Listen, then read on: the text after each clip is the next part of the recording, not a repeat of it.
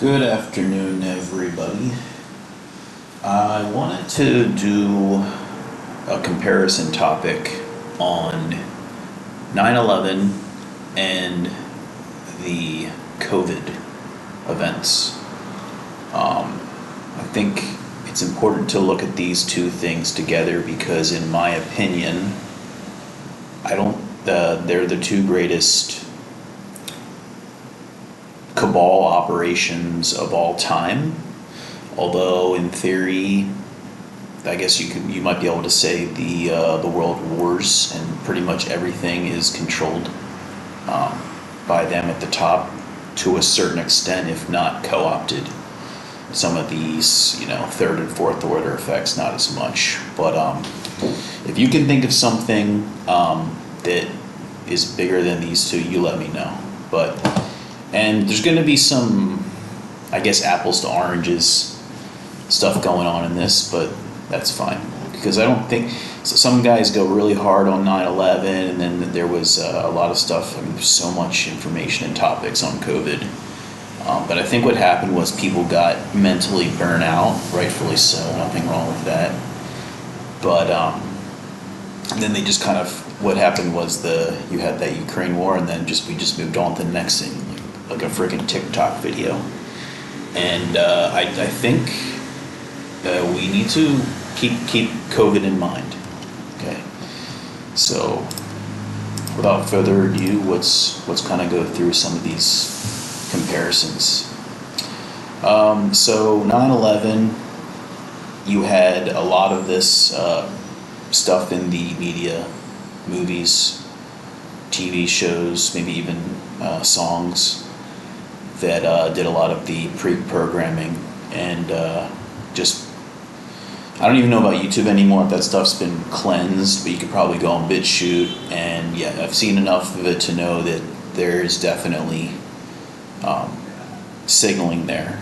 One can only think of the creepy esoteric reasons as to why, but there's definitely more than enough to say, yeah, they knew about it beforehand, and they were just messing around with us, throwing it in there in all these movies, Simpsons, TV show. My personal, I wouldn't call it favorite, I guess, but the movie The Patriot, in the very beginning when Mel Gibson is, he's like a little carpenter or something, besides being a farmer, and he's like working on like a rocking chair, and he's like measuring it, and he says 9 pounds 11 ounces, perfect, and then he sits on it, and then it just breaks. And real quick talk on confirmation bias. The likelihood of any number occurring would be 1 over that number squared. So for instance, like if you saw the number 2, well, it's a pretty, and the likelihood of the number 2 occurring out of any given sequence of numbers would be 25%, so that's not crazy. But when you get to the number 33, that would be like 1 in 33 times, is that 999, right? Something like that. So that's that's less than 1/10%. So when you get to a number like 911, I got the calculator here. We'll just do that. What is 911 times 911? That's 1 in over 830,000. We're a percent of a percent of a percent, right?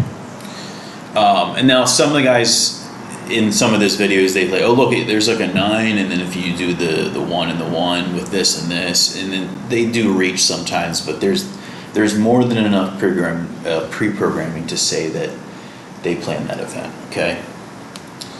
And now with COVID, I haven't seen anything, with the exception of these two, perhaps. There was a movie called Contagion, but at the end of the day, it really was like a virus movie. I guess there was another one called Ebola. There's been movies made about viruses, but couple little things in there, but not nearly to the extent of the World Trade Center and those attacks. However, there was a kind of an obscure show called Dystopia. Let me just look up the date on that here of release. It was a small show.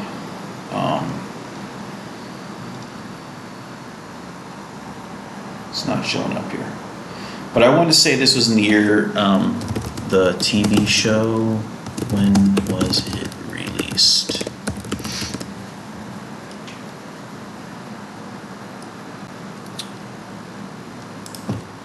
A TV show called Dystopia.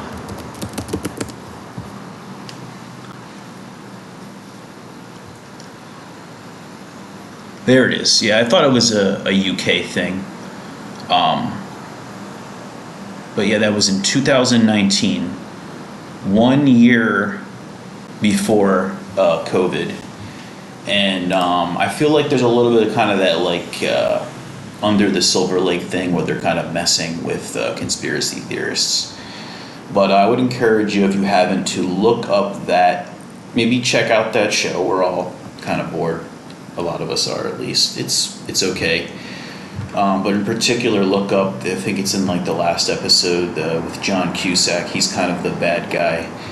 And look up like the revealing of the purpose of the vaccine in that show.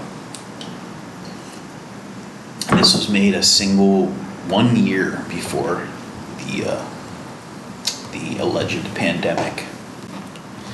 But yeah, as far as I know, there isn't really a whole lot comparatively to 9/11. So I just want to go with that. Okay. One other thing. This is more of a real life relation. The World Trade Center was started in 1968, and it was completed. Or I'm sorry, started construction in 1968, but it happened in 2001, and that is 33 years later. And the other thing that happened in 1968 was the what we call the 911. When you call 911, that started in the year 1968. Another thing with that could have been the Kubrick 2001 Space Odyssey. So there's a lot of weird connections between 68 to 9/11. And yeah, 33 is the Freemasonic number. Hopefully we all know that by now. Some similarities, I mean, you had the Bill Gates quotes that are kind of like hidden in plain sight, WEF quotes, and then there was the this really kind of creepy 2012 Olympic ceremony, and it had this like hooded demon that was like 50 feet tall with a syringe. So there's some kind of similarities there. Okay, so the day of September 11th, and I generally believe that number of the 3,000 people, give or take, died in the building, and between that and the planes, although get confused going back and forth with the no planes theory and all this stuff, and there's some legitimacy to it. And then, whereas with COVID, and okay, so this was a global phenomena, but we're looking at this on mostly in the American perspective. So in theory, the first day of COVID, whereas 9/11 was a shock that just happened in one day, boom, insane, 3,000 people, and then 4 planes and 4 locations, but for the most part, that was the World Trade Center, right? COVID was a weird one where it took place over around 2 to 3 years. Some say it was actually starting in China very late 2019, but it really kind of kicked off in March of 2020. And the first day, I guess, might have been 1 casualty, or 1 person got it or died, right? So just kind of an interesting comparison where you have 0 or 1 deaths on its initial day. All right, so before 9/11, there was a controversy going on. There was an investigation going into $2 trillion missing with the Pentagon. And the wing of the Pentagon that was investigating it was also destroyed. Potential correlation with COVID was that there was something going on in the financial system called the repo market that was potentially going to cause huge issues, and you could say that I don't think COVID was. This is a really weird thing where like there's overlapping conspiracies, but it was like they could have used this to paper over this financial system issue that occurred. I think it was like October of 2019. And yeah, feel free to check out a 5-minute video about that whole situation. I actually do study these markets, but I'm not an expert at it, but it's something called the repo market. On 9/11, talk about psychological trauma. So, of course, mostly the United States, maybe to a certain extent the West, the English-speaking world. It was definitely, it all happened in one day. And then I put maybe trailing, depending on how close you were to it, maybe you got over it within 3 months. But after that, it was pretty much done. I mean, I was a kid, and it was kind of like, it kind of shook me up. I was 14 or something. And I'm sure it impacted, like I said, if you're a New York firefighter's wife, then yeah, a bit different. But for the average American, I'd be surprised if you were like at all traumatized by that within 3 months, if not freaking 3 days. So traumatic for a day or so, right? COVID. This is something that may have, again, it was the world, but we'll just, American perspective. This traumatized some people for, could have been 3 years or 1,000 times, potentially the trauma that was 9/11. And, a lot of this is factored by dependent on lifestyle, affluence, and age. So I put here, the younger you were, the poorer, the more social you might be, and your working environment, you were disproportionately affected. So I knew that we'll get into the actual stuff about like by the virus itself killed very few people. But outside of that, if you actually have to work, some of you were fired, weren't able to make money, or you had to go out and risk your life, alleged, not to, but you didn't know that in the beginning. And you lost money, and it was really dystopian, and you didn't know what was going on. A lot of people, imagine people in like high school missing out on hanging out with friends, or maybe like in college, early years. A lot of social interactions are really disrupted. That in itself could be its own documentary. We're still dealing with the effects of that as well. To say that it didn't affect me, it was actually, I was pretty low. I was in a state that where they were pretty chill with it, and I'm a little bit of an introvert, but I like to hang out with people occasionally, but it was just kind of chill and quiet. But I do know that there's a lot of people, especially younger than me, that their jobs were way more, people that had to wear masks while working. That's basically slavery. And yeah, it was just god awful for a lot of people. Next would have been the bad guys. In 9/11, your bad guys were radical Islamic terrorists, and then you had originally Osama bin Laden. And later on, magically, Saddam Hussein as well.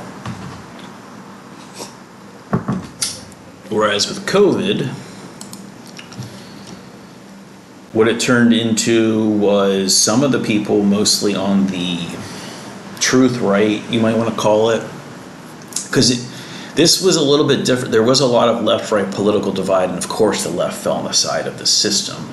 But there was just the people that were, there was a different, the COVID truther is a different beast than the typical, say like the alt-right, schizo, racial realist, JQ, right? They're just looking at, a lot of them were older people too, just sort of like, what's going on here? And it wasn't necessarily even a bad guy. It was like the fact that this came from China, and it was so the truther side wasn't even necessarily saying Chinamen bad, but it was just like, we need to be careful about Chinese people, not they're bad, but like maybe people coming from China, we got to be careful. And that was just met with like, you're racist. But then later on, once I'll just say jab for this video just to make it a little bit more protected, was rolled out, anyone not completely on board 100% with any vaccine at any given time, mask, or any other type of mandate, you were called basically an jabber. And you were treated, like, it went from, there was a little bit of the kind of the anti-jabbers beforehand. There was some of that. I think they're a little bit overboard, but I respect them in a certain amount. I still believe, or this is me saying 2019, I should say. I'm retroactively anti-jabber after this, though. It's sort of like this thing was just like the tip of the iceberg. You start going through and seeing like most of this is probably not good for you, if not just useless. But yeah, if you weren't just 100% on board with what they were saying, just like questioning it in any type of way, you were made out to be like from 0 to 100 miles per hour. You were they were, even like authority figures were saying some pretty awful stuff with you. People lost jobs, and it was terrible too, because it wasn't just say like the system itself, but like you had family members, coworkers, friends, the relationships were probably destroyed over this. And the people that didn't want to do it weren't like attacking the people that did. Some of them might have like tried to persuade them not to for their own like love and safety, but it was mostly met with like, if at best, indifference, and on most cases a lot of levels of vitriol. So there's that one. And again, well, some of these they're pretty apples to oranges, but I just wanted to cover some of the larger aspects of 9/11. So you got Silverstein's insurance policy that was put in can't remember, it was pretty close to when it happened, within like a year or so. And then I just put, Big Pharma just profiting to the wazoo. And guess who? Same people, behind literally every bad thing in the world. And then they profited, of course, those pharmaceutical companies, as well as inflation just in general, and that's going to asset appreciation. So it was like, oh my God, I'm an investor because I bought a house. It's like, no, they pumped so much money in the system and it just went into stocks and real estate at the time for the most part.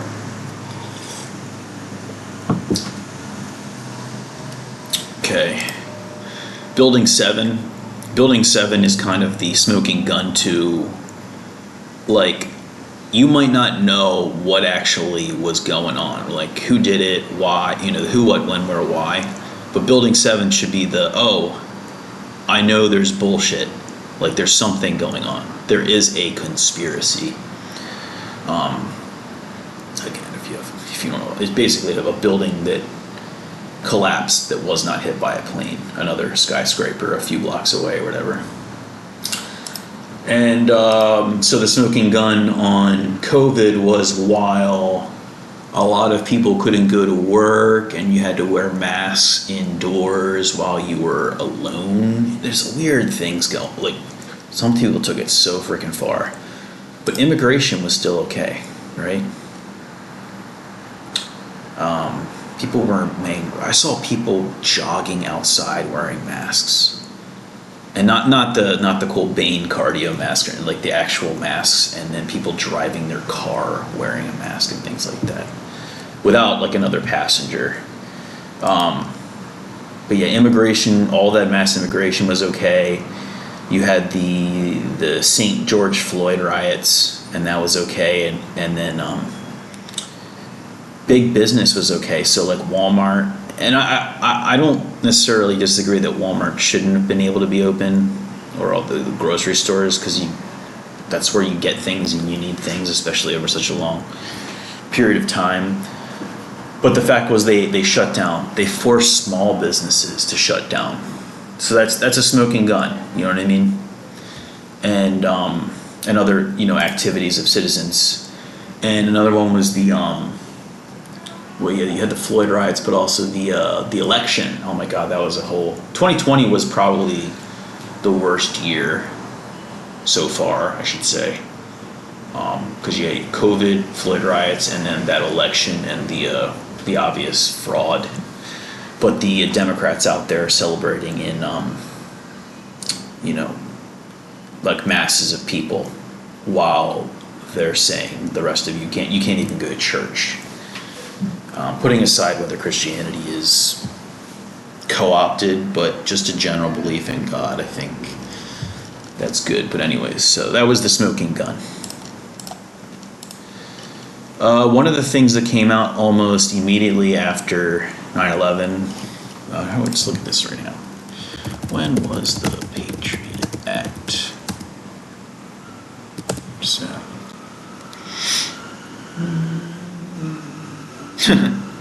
a little under a month after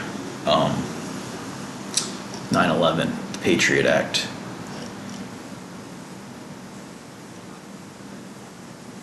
Yeah. Monitoring, surveillance, yeah. Flying used to be like a fun thing. That all went away after September 11th. They call it the Patriot Act. It's like the Anti-Patriot Act. And again, this is not exactly an apples to oranges, but there's something, called Patriot Act, right? So it's right? It's a infringement on privacy for some greater good, right? But what about people's medical privacy? It's supposed to be shared between you and a doctor, basically. And suddenly everyone was able to know, you had to provide your vaccination status.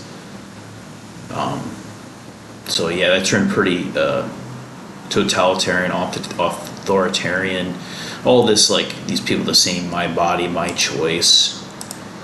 And just one little tangent too. It's like, what kind of medical procedure is you just do? It doesn't matter if you are 80 years old or 8, if you're a woman or a man, if you're athletic or obese, if you're pregnant or not. It was just same size fits all. Get as many vaccines and these boosters and all that shit, yeah. But it just showed that we're going to take away. I mean, it's actually a little bit more intrusive, right? Because the Patriot Act is listening in on phone calls and all that stuff, whereas this is intrusive, into your body. People say we live in a free country. All right, so besides the 9/11, the biggest byproduct of that would have been the war on terror. Kind of a big deal, but that was the precursor for 9/11. I just put terror, war, medical, yeah, with all the vaccines and all that stuff. And that's something that profited the military-industrial complex. And like we said, the pharmaceutical companies, you kind of already covered that up there. The pharmaceutical, medical, industrial complex, as well as the techno-financial surveillance complex. Now, some people say that this whole thing was a practice run, and I think it was both. It was kind of like you watch, was it the first Star Wars? They're the Death Star. They're like, oh, they're still building it. I know there was a Death Star in the first and the third one, but it's like the twist was this fully operational battle station, and people think they're fighting, an incoming insane amount of like totalitarianism, but it's like they already have it, dude. I mean, it's going to get worse, but QR codes, you've got your smartphone monitoring you, AI. I mean, there's so much stuff that they have that we don't even know. We just remember the tech that we have. They have, if not 5-10 years earlier. But yeah. Some of the lower level conspiracies on 9/11 it's about the opium and lithium. Those were things that happened. I just don't think that was even close to the primary objective. But these things, there's to say two birds with one stone is wrong. There's like 10 birds with one stone, and that's kind of the overarching point of this. And it's 9/11 times 100. Yeah, so I just put loosh harvesting for this one. But yeah, there was probably more medical supplies done, but it was just like a matter of really weird totalitarianism, the system and its sycophants just turning on other people. It was a horrific time for both sides, I'd say, but screw the people that were on the system side. They're demoralized, brainwashed zombie NPCs. But also on the other side, we were that managed to hold off against getting the jab. A lot of us, some people, you can't. So if you happen to not get it, and then there's someone who you can't, they're not all the same. There's like a spectrum on this. Some of them were, imagine someone who watches like The Daily Show unironically in the year 2020 or whatever, and they ran out to get it, and then they virtue signaled about it, and then they injected their kid on it and took a picture and got a sticker that said, I did my part. There's that person. And then there's someone that's just not that smart. It's like, oh yeah, I'll go along with it. And then there'd be someone that got it that was maybe a little hesitant, but it seemed like everyone else was getting it, and they're like, okay, they're just not smart. But then you guys, you might, imagine there's a good dude. Maybe he sees almost what we saw, but his job just says you have to take this or else. And maybe he's got a wife and kids, and yeah, he might have some savings, but like he's invested X amount of years into a career that is a good job, and the economy wasn't exactly good, I guess it was okay in 2020. It was kind of a weird situation, but you can't blame someone in some situations if they had to get it to feed their families. And then on the flip side, the people that didn't get it, if you were affluent, you don't have to work, then yeah, it was a lot easier for you to do. And there's all these situations, on the extreme easy end and then on the extreme hard end. Of course, I had to make certain sacrifices, but I was able to maintain income, we'll just put it to you that way, as well as my wife. Although there was a little bit of pushiness and there's sort of social awkwardness, but managed to avoid that. You have the Bush War legacy because I think in 9/11, sorry. First, Georgie's dad was involved in like Iraq. It was a Desert Storm. So it was kind of like a little bit of, and this is where they throw these other ones in it that are true, these other little micro true conspiracies to throw off a lot of the other stuff, the larger things. So, the Bush War legacy, like father, like son. What we do is we advanced the neocon agenda and American imperialism and all that BS. And I'll say that this was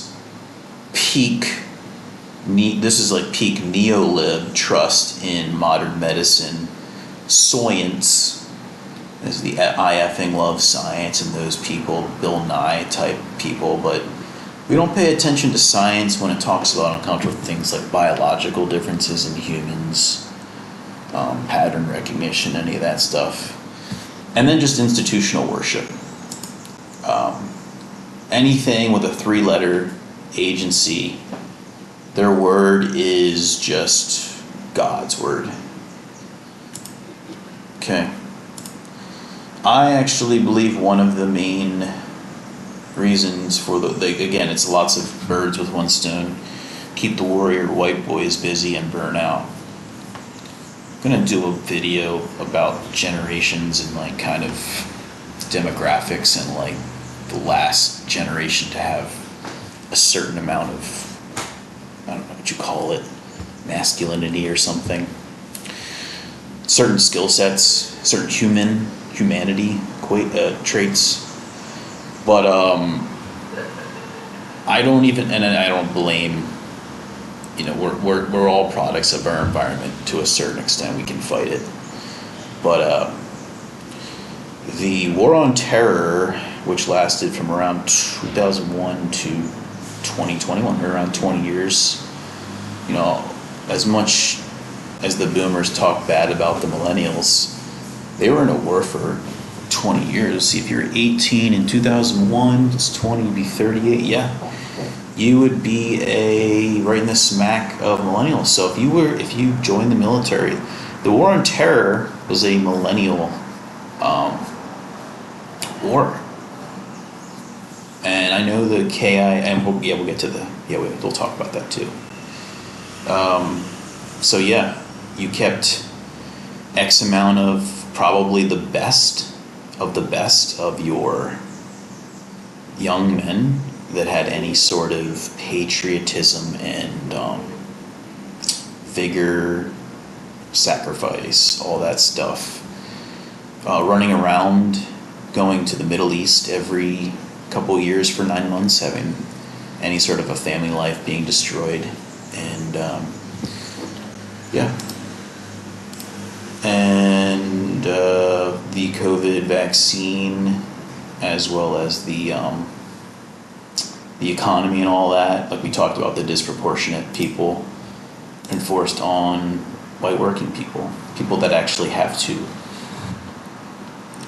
It's not even, it's beyond merit, it's like merit times 10 to burn out, to attack mostly white people was enforced very hardcore on white people that work, younger people.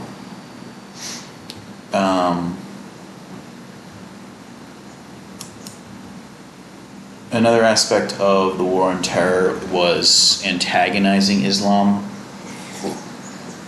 and inviting Islam. So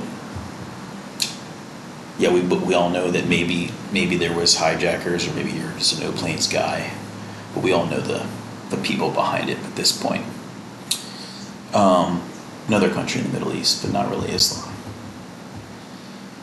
But yeah, so we go out there, we maybe do some good things. We're not as rough as an invader as your average invader, hearts and minds and all that stuff. But then we antagonize them, and then we invite them. Like the insanity of that, right? And then we talked about earlier immigration. Okay, so while we're doing COVID, immigration's okay. But I just remember this, one of the more extreme examples was like an Australian woman was just out walking on a beach and she got arrested, or I think she might have got tackled too. I mean, there's how many dozens or hundreds of these similar stories, kind of a situation, just absolute hypocritical, but you see the agenda through what's really happening here.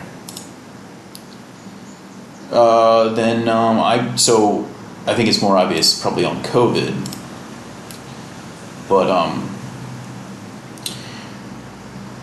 what was the war on terror was a lot of like insurgency and guerrilla warfare on a population. It wasn't an army. They had all these words, like they have so many of these words, man, like ISIS, Al Qaeda, Taliban.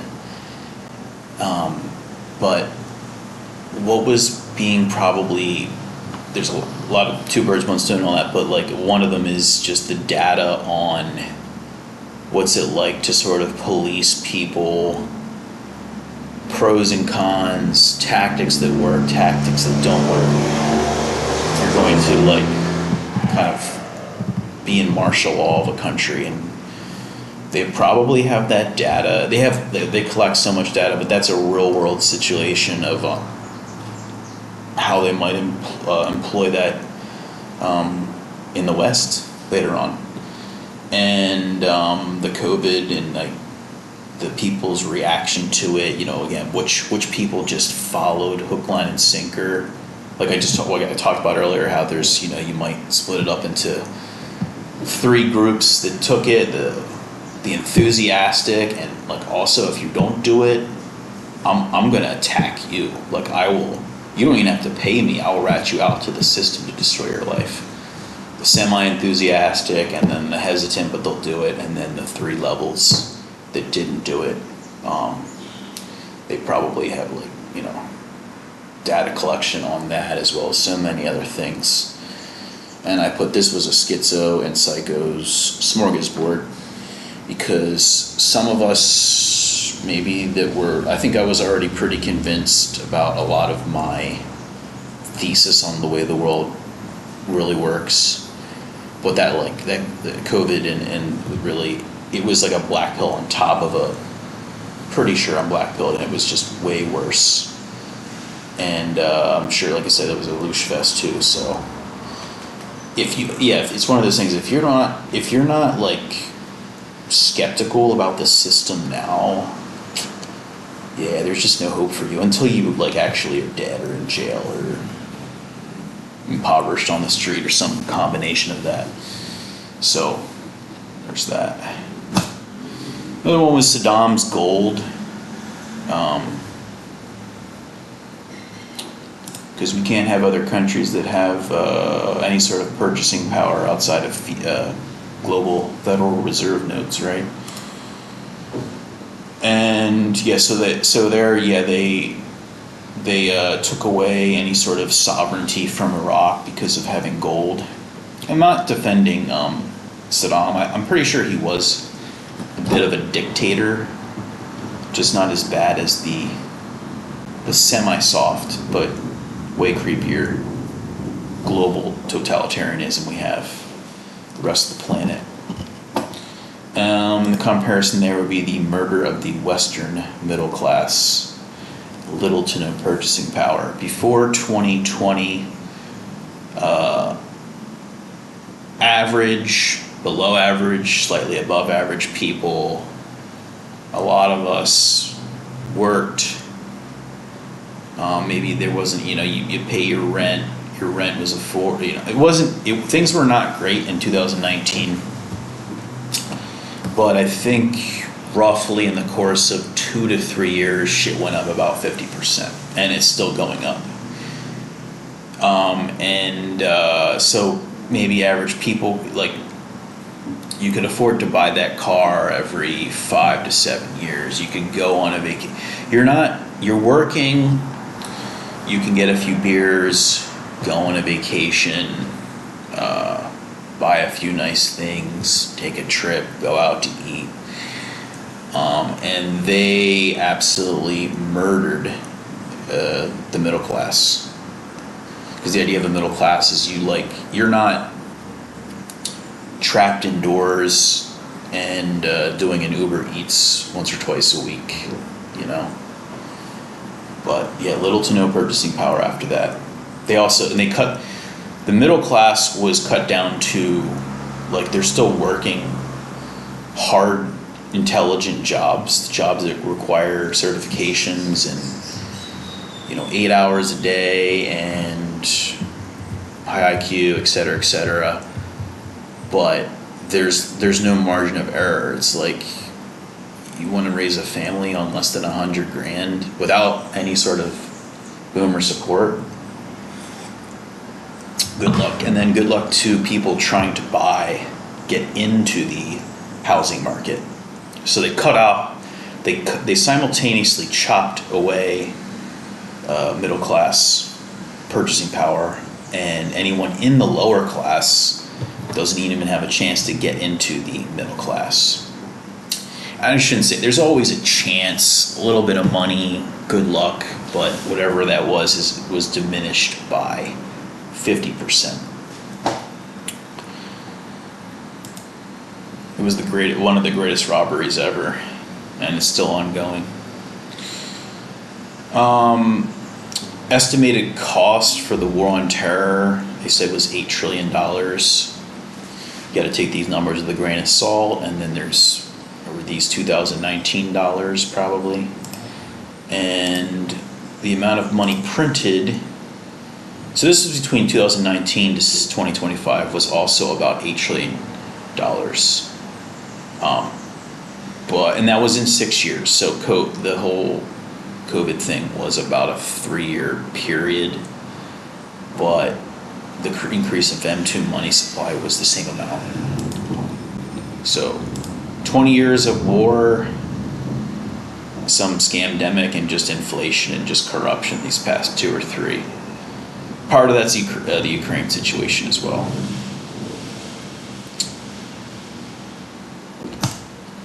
One of the aspects of 9/11 is the feeling, what was going on then.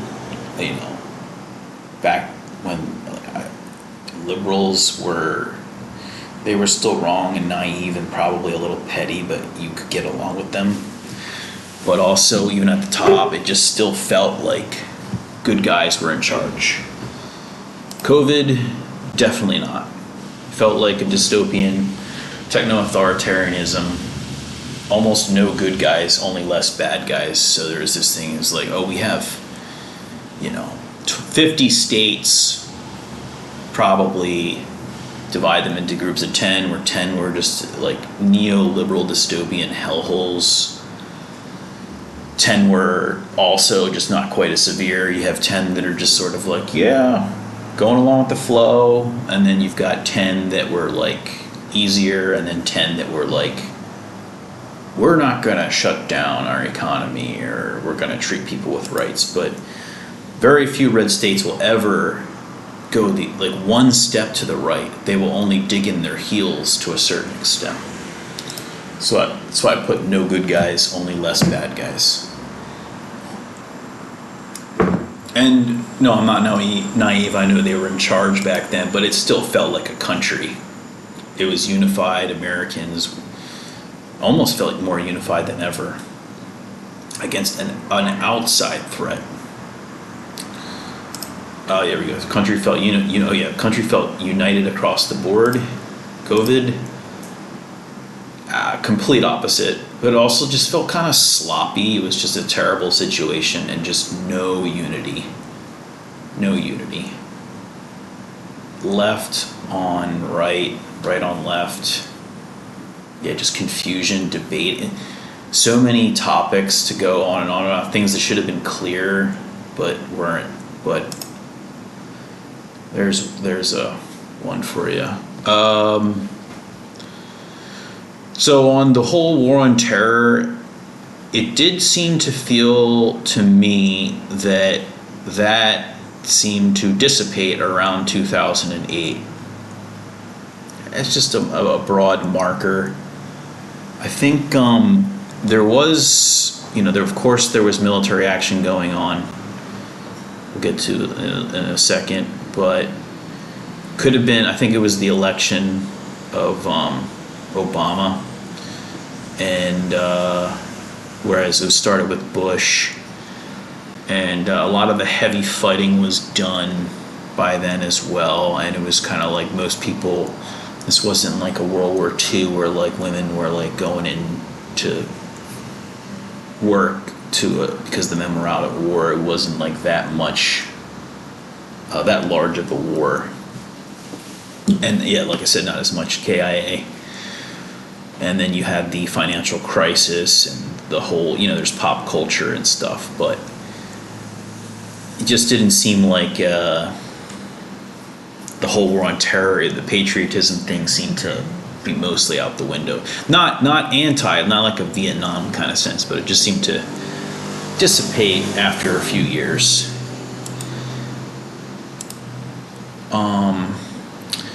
This one, it was 3 years hardcore, but then I shouldn't say the minute, I'd say it was roughly within about a month, most of the world, it was like it didn't happen. It's like almost creepy. Once the whole Putin-Ukraine invasion happened, it was almost like, what's COVID?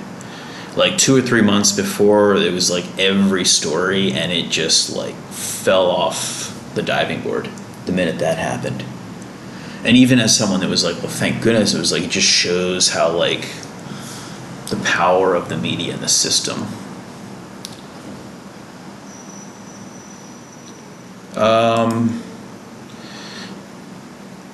I would say that nation states still felt like nation states, not quite as much as pre-World War II and all that, but it did feel like that then, whereas like people were acting in their own nation state interest in 2001. Whereas in 2020, it felt like globalism, but kind of sloppy.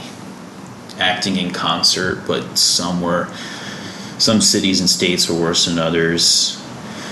One theory I guess I had that I was unfortunately wrong was I always thought that maybe Australia could be an option. If you were in, say, the United States, Canada, England, and you wanted to stay in the Anglo sphere. And COVID proved that kind of wrong. At least from what I've never been to Australia. While I've been to Canada and the UK, you can only kind of go off of what other sort of truthers tell you, but the vibe I get is that they went pretty totalitarianism in Australia. Like I think Melbourne was like one of the worst cities, maybe the worst in the West for how, what's the word I'm looking for? Totalitarianism, authoritarianism they got with that there. So you're like, shit, I thought Australia was good, and I probably would rank it overall better than Canada and the UK from what I hear, but that kind of ended that. But yeah, anyways, it felt like globalism in 2020. 9/11 was pre-smartphone. Of course, I think cell phones existed, but at the time, even among adults, I don't think even adults had a lot of, even like the first version of the cell phones back then. So it was almost pre-mainstream cell phone, let alone smartphone. Of course, it ended 20 years later where smartphones were mainstream. And then, again, the COVID was a smartphone event. Smartphones fully mainstream, and it's really sad that even in the world of smartphones, where everyone can sort of say stuff, it's because of the mainstream power of both the legacy media and big tech and the big tech streaming services. So even though we're allowed to, they censor it. And then they have so many shit libs that have been propagandized that theirs get more views and effects. Doesn't matter how much you debate. Keeps going on and on. But part of the brain rot and black pilledness was something I call the Yonkers effect, from the book later made into a movie called World War Z. And yeah, it's just like its own weird dystopian version of hell with these smartphones. And I want to make an actual separate video on that. Well, that won't be a very long video, but I think it's something worth talking about. both a black and a white pill on that topic. The overall war on terror lasted about 20 years, and it ended with a whimper. And this whole, again, the COVID, both the pandemic and the enforced jabs, that was about 3 years, but the effects of it are still kind of pending. One might say that is there still effects of the war on terror? Yeah, probably, but for the most part, it's over. Yeah, you can say the effects of lives destroyed, of military wasted, dollars, and then the effects in Afghanistan and Iraq, which we'll get to here. So, as a war that I participated in this war, I was in Afghanistan in 2012. That being said, I can humbly say that, and of course, every good life taken too early is a tragedy. But in the scheme of wars, 8,000 KIA between both Iraq and Afghanistan over 20 years was, nothing. Of course, thoughts and prayers or whatever go out to the families and those people that did lose their lives in that conflict. And that's just military United States. But so the pandemic allegedly in the United States about 1.3 million died. Now, I get a lot of this from Wikipedia and AI, and so I think there might still be some guys that are on the truther side of things that unfortunately think it didn't happen, and that's not good because it was real. It's just that the media at the time made it out as a 10, and it was about a 2, maybe a 3, and it was if you're over 60 with comorbidity. But the United States, with a country of at the time 350 million people, so if there was 1.3 million that died over 3 years, that's about 350,000 a year. But most of that is natural selection, again, comorbidities. And as a truther, I will say that I know that they were using any excuse in the book to attribute deaths during that time to COVID for both financial and malicious reasons.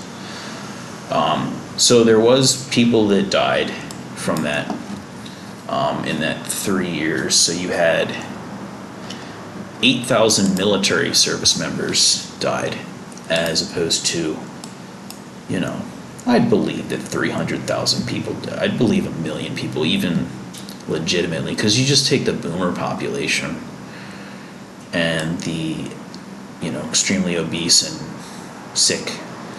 And it was unfortunately a little bit of a stronger wind, it was like a flu that just blew a little harder, and it took out, a lot. It was a really, really, really bad flu season that was hyped up. But then you have, and then this is really, ballparking it. There was something called the Cost of War Project, and that they said this is U.S. service members killed, as well as coalition. So there was other countries in Afghanistan. I think they would be the United States was freaking 70, if not 80% of the countries involved, both in Afghanistan and Iraq, and then even not in they had what do you call those guys, the mercenaries, the black Water, everything's black. But that's still Americans. But anyways, this cost of war says that between both coalition military as well as Afghani and Iraqi peacekeeping, so these would have been the guys working with the Americans and the coalition forces to sort of establish the new system of governments, as well as enemy, so that would have been the alleged, whatever they called them, the Taliban, ISIS, Al-Qaeda, random guerrillas, as well as civilians. A lot of civilians died. So between all that, they say probably about 1 million people did die over 20 years. And they say there's a chance at 5x that indirectly. It's kind of hard to calculate indirectly from that war. And then this is where I want to sort of drive this point home, is that this is not over by far. And again, I'm going to re-reference, check out that dystopia scene, John Cusack. So it's pending. There's a lot of people, this is really deep, a lot of it's been scrubbed. Check out a guy named John Campbell. That's talking about that the effects of this thing is going to kick in the 3 to 5 years. So the virus was in 2020, the vaccine was in 2021. So you might say the midpoint of that would have been around the middle of 2021, where about 70% of people allegedly took this thing. So we're at 5 years right now. Think about it like a bell curve, right? Whatever's in this thing has actually already started, but it's curving up. So I believe this is going to be the year that we're going to really see it start to curve up. And there will be a point where we go up to a peak, and then it will come down, and then it will still be trailing for probably a good amount of years. I don't even know if I can trust these numbers from AI anymore, but so far there's only been a slight, according to the AI, decrease in births and a slight increase in deaths. Although normal statisticians will tell you that typically these numbers on a large scale should be on a year-to-year basis, something like 2% or 3%, so something that significant. They use the term biblical. It's a biblical level of difference. That's not 10%, that's about 6% there on the birth rate so far. But 10% more deaths. So it went from 2.8 million, I think it was 3.1 or 2. That is a difference of 300,000. And we're no longer in the COVID. This is now the jab time, right?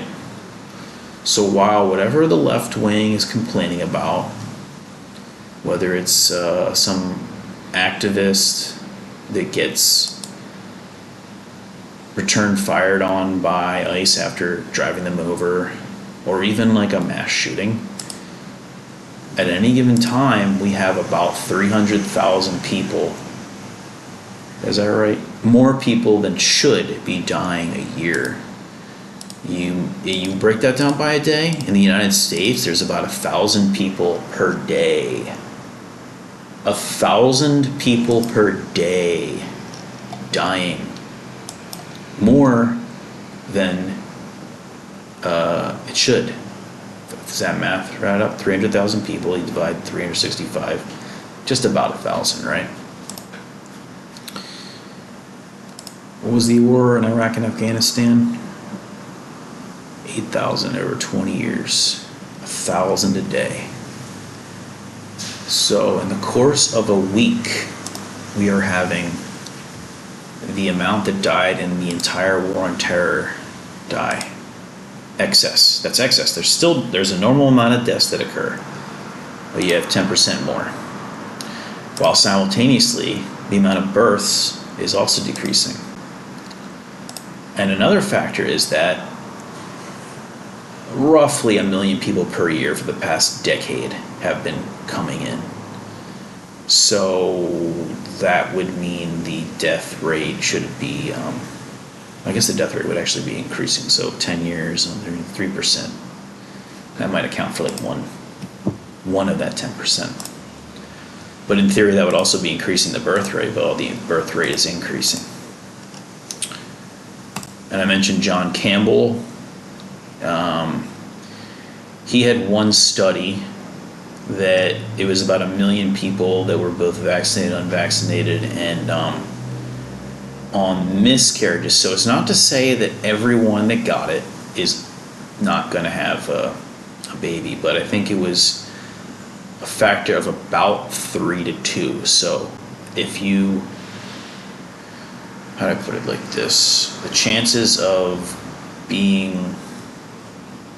having a miscarriage while not vaccinated is that 50% more?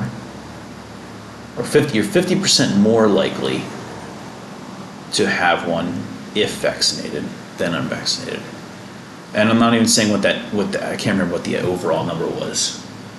So it's not, as of right now, it's not as severe as I would have guessed. I thought it would be more biblical, like if you got it, 99% chance. But it's definitely a pretty severe margin.